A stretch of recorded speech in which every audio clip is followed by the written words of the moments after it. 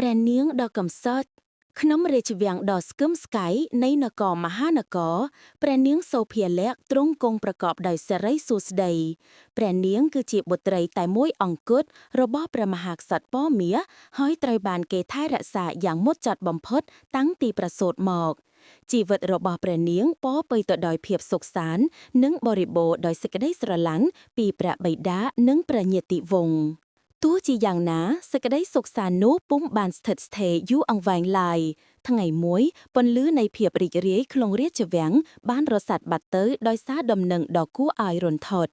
ពួករាជអាមាត្យបាននាំដំណឹងថាកងទ័ពនៃនគរជិតខាងបានលើកមកវាយលុកព្រះរាជាណាចក្រយ៉ាងសាហាវខកខៅហើយព្រះរាជធានីកំពុងប្រឈមមុខនឹងគ្រោះថ្នាក់ជាទីបំផុតព្រះបរមរាជវាំងទាំងមួយបានធ្លាក់ចូលក្នុងភាពវឹកវរនិងការភ័យខ្លាចព្រះមហាក្សត្រប៉មាសបានកោះហៅពួកមន្ត្រីជាន់ខ្ពស់ទាំងអស់មកប្រជុំជាបន្ទាន់ដើម្បីរកមធ្យោបាយទប់ទល់នឹងសត្រូវនិងការការពារព្រះរាជវង្សានុវង្ស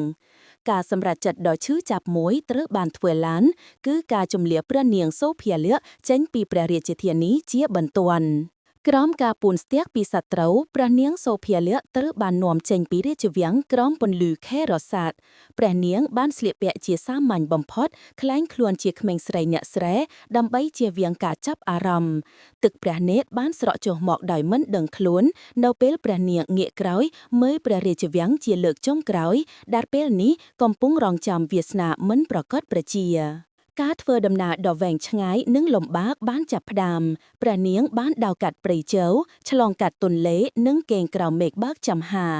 ជីវិតដែលធ្លាប់តែរស់នៅក្នុងភាពស៊ីវិល័យបានបាត់បង់អស់ទាំងស្រុងជំនួសមកវិញនូវការតស៊ូដើម្បីរស់រានមានជីវិតនៅក្នុងโลกធំដ៏សែនឃោរឃៅរាល់យប់ព្រះនាងតែងតែនឹករលឹកដល់ព្រះបិតានិងភាពសុខស្រួលក្នុងរាជវាំងភាពឯកោនិងភាពអស់សង្ឃឹមបានរឹតបន្តឹងដួងព្រះទ័យព្រះអង្គ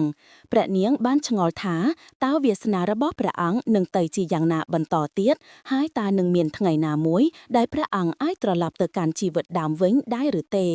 បន្ទាប់ពីការធ្វើដំណើរអស់ជាច្រើនថ្ងៃព្រះនាងនិងពួកអ្នកបម្រើស្មោះត្រង់មួយចំនួនបានទៅដល់ភូមិតូចមួយដែលលាក់បាំងដោយព្រៃក្រាស់ភូមិនេះហាក់ដូចជាពុំទាន់បានរងផលប៉ះពាល់ពីសង្គ្រាមនៅឡើយទេហើយអ្នកស្រុកក៏មានចិត្តល្អទទួលបដិសេធដ្ឋានចំពោះពួកគេព្រះនាងបានសម្រេចចិត្តស្នាក់នៅទីនោះបណ្ដោះអាសន្នក្រោមឈ្មោះថ្មីទោះបីជាយ៉ាងណាសេចក្តីសុខបណ្ដោះអាសន្ននោះពុំបានយូរប៉ុន្មានឡើយថ្ងៃមួយក្រុមទាហាននៃនគរឈ្លានពានបានមកដល់ភូមិនោះដោយស្វែងរកអ្នករត់ភៀសខ្លួនពីរាជវាំង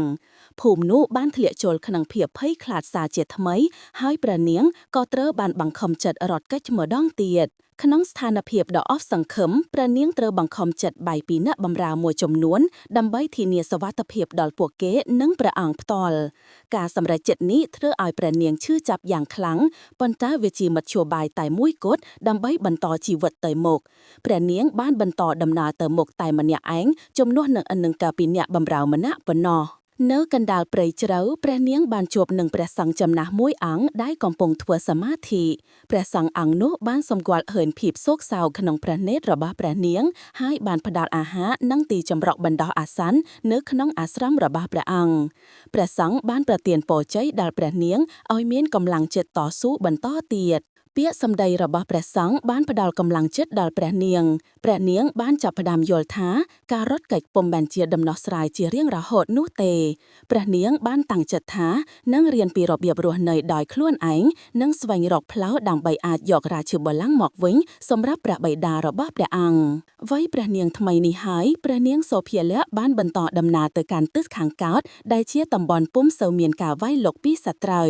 ព្រះនាងបានផ្ដល់ឈ្មោះខ្លួនឯងថានាងសុទ្ធហើយបានត្រៀមខ្លួនប្រឈមនឹងរាល់ឧបសគ្គដែលនឹងកើតឡើងនៅថ្ងៃខាងមុខព្រោះព្រះនាងដឹងថាជោគវាសនារបស់នគរពុំទាន់ចប់នៅត្រឹមនេះឡើយ